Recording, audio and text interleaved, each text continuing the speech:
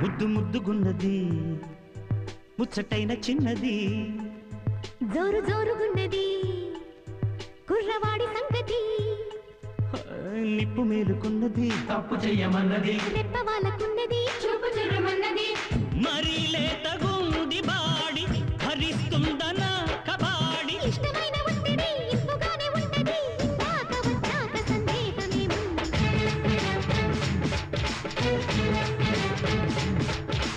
ఆటాడుకుందాంరా అందగాడా అందరా సింధురుడా